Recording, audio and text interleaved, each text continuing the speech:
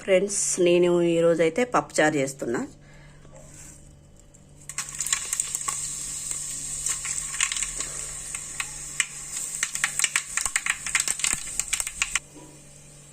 పప్పుచారులో కూరగాయలు అయితే బాగా వేస్తాను నేను.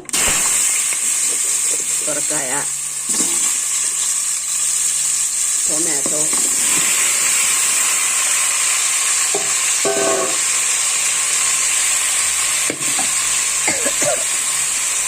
బెండకాయ, మునక్కాడ, క్యారెట్, ఆలు, మిర్చి, ఉల్లిగడ్డ.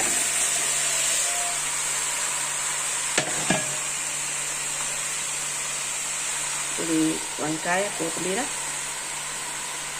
దొండకాయ అన్నీ కలిపి వేసి కొంచెం గోలినాక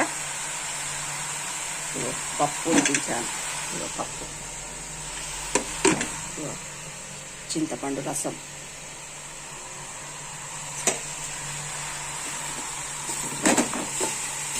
ఇంట్లో కొంచెం సాల్ట్, పసుపు వేసి కొంచెం ఉడకబెట్టాక మళ్ళీ పప్పును రసం వేస్తా, చింతపండు రసం వేస్తా. పప్పు అయితే మెత్తగా గంటతో ఇలా అనుకోవాలి. ముక్కలు కొంచెం నూనెలో గోలాక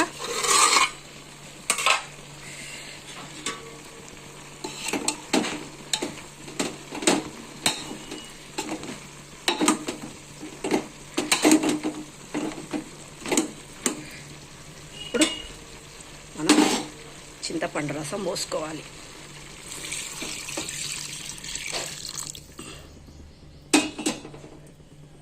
తర్వాత మనం ఉడకబెట్టిన పప్పు ఉంది కదా, ఈ పప్పు ఇందులో వేసుకొని చక్కగా మరగనివ్వాలి.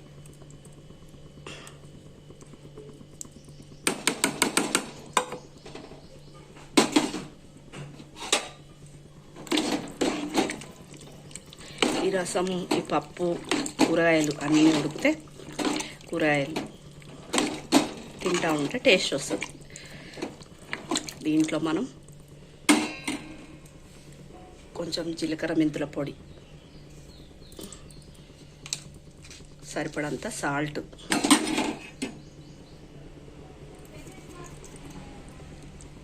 కొంచెం ఎల్లిపాయలు కూడా దంచేస్తాను నేను, ఎందుకంటే మంచి వాసన వస్తుంది.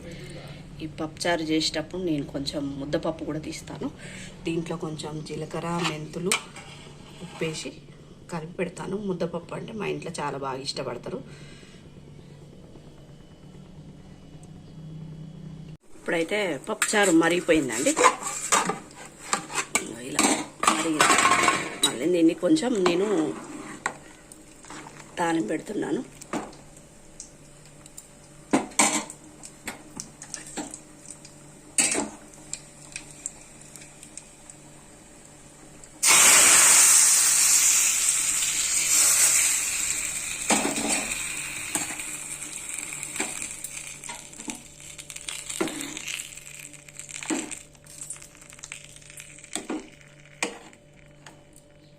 పప్పుచారు రెడీ.